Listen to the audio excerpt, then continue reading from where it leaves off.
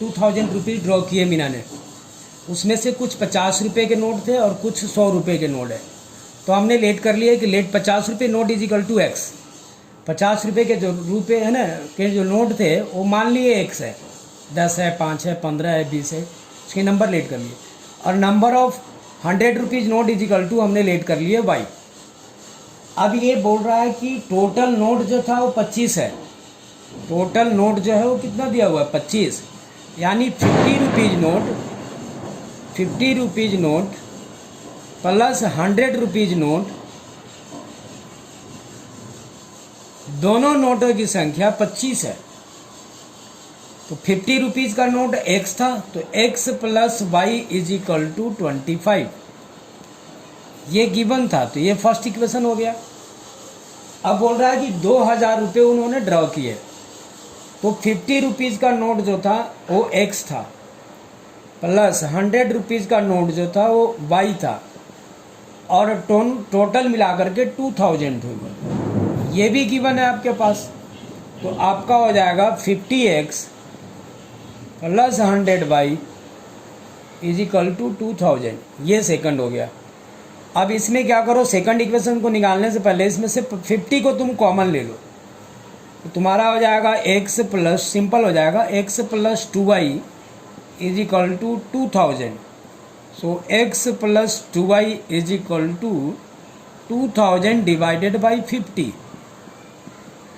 तो आपका आ गया x plus 2y is equal to 40। ये आपका सेकंड इक्वेशन बन गया। अब फर्स्ट यहाँ है और सेकंड ही है। फर्स्ट था x plus Y is equal to 25, second हो गया x plus 2y is equal to 40। अब आप लिख देंगे, दोनों सेम साइन है तो आप लिखेंगे subtract equation first and second. Same sign होता है तो सब्ट्रैक्ट करते हैं, तो x plus Y is equal to 25 और x plus 2y is equal to 40। अब आप सब्ट्रैक्ट करेंगे तो x कैंसिल हो जाएगा, minus Y is equal to minus 15 से इसको y इज इक्वल टू आपका हो जाएगा 15, minus Y is equal to minus 15। So minus 15 upon minus minus कर लेना, ज़्यादा होगा तो y इज इक्वल टू आपका आ जाएगा y is equal to 15। y कहने का मीनिंग्स है कि आपका आ गया x रुपीज़ का नोट। अब फ्रॉम इक्वेशन फर्स्ट या सेकंड दोनों में से कोई में भी यूज़ कर सकते हैं। तो फ्रॉम इक्वेशन फर्स्ट इक्वेशन है x plus Y is equal to 25, x plus Y के जगह पे 15 लिख दो is equal to 25। So x is equal to 25 minus 15, तो x is equal to 10। That means ये हुआ कि 50 rupees note is equal to number of rupees 50 note, यानी x इज इक्वल टू 10, और number of rupees 100 note is equal to आपका आ गया 15। ये आपका आंसर हो जाएगा। दोनों नोटों की संख्या को जोड़ दें तो 25 हो जाएगा, और दोनों नोटों में मल्टीप्लाई अगर कर दिया जाए, इसको अगर 50 से इसको अगर 100 से मल्टीप्लाई करके जोड़ दिया जाए तो आपका 2000 भी आ जाएगा। ये हो गया फोर्थ पार्ट। अब आप देखिए फिफ्थ पार्ट।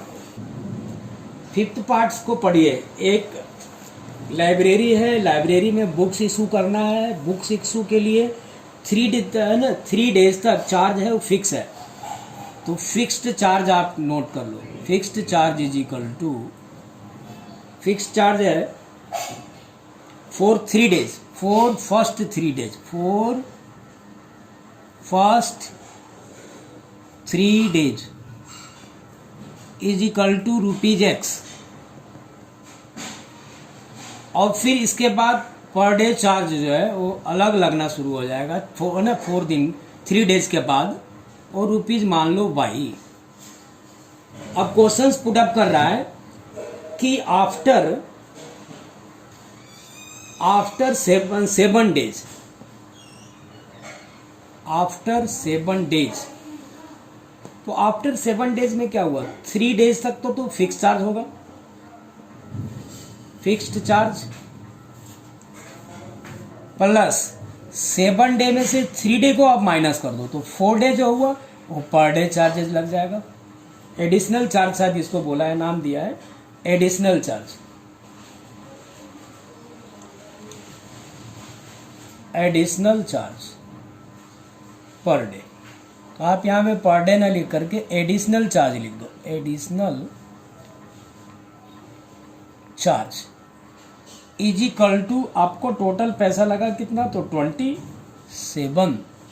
तो दैट मीन फिक्स चार्ज तो एक्स था, 3 दिन तक यहाँ पे फिक्स हो गया चार्ज।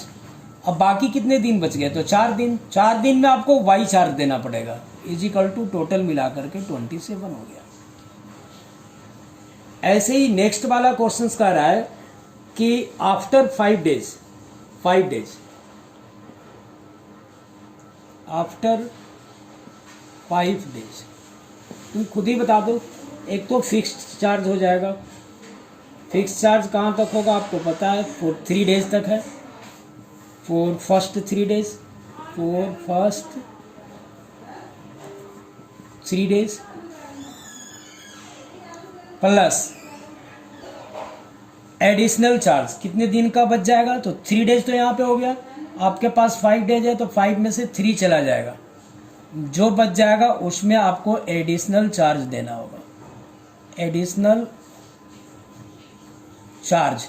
और टोटल मिलाकर के कितना देना है आपको, तो 21।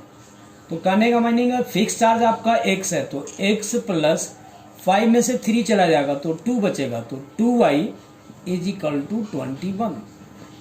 ये सेकंड हो गया। अब आपका x प्लस 4y है, x प्लस 2y है, तो आप करेंगे क्या, तो सब्ट्रैक्ट करेंगे, subtract equation first and second. थोड़ा ध्यान से करना, मैंने स्टेटमेंट भी लिख रखे हैं ताकि तुम लोग को कोई दिक्कत ना हो कि कैसे हुआ, क्योंकि सामने है ही नहीं कि हम बता सके, तो तुम लोग को देखना होगा, अपने आप समझना होगा।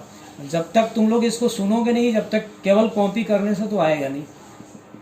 ये 21 हो गया, सब्ट्रैक्ट कर लो तो ये कैंसिल हो जाएगा, तो आपका बचेगा 2y is equal to 6, so y is equal to 3। अब आप लिखेंगे फ्रॉम इक्वेशन फर्स्ट में है आपके पास x plus 4y is equal to 27, so x plus 4y is equal to 3 is equal to 27, so x is equal to 27 minus 12, so that is 15, x is equal to 15। x कहने का meaning क्या था, तो fix charge था आपका, ₹x हो गया, तो आपका हुआ फिक्स्ड चार्ज ₹15, और एडिशनल चार्ज जो था, एडिशनल चार्ज वो आपका हो गया ₹3। और आप फर्स्ट इक्वेशंस में अगर आप रखते हैं तो ये आंसर आ जाएगा 15 प्लस 12 इज इक्वल टू 27। ये आंसर आ चुका है आपका।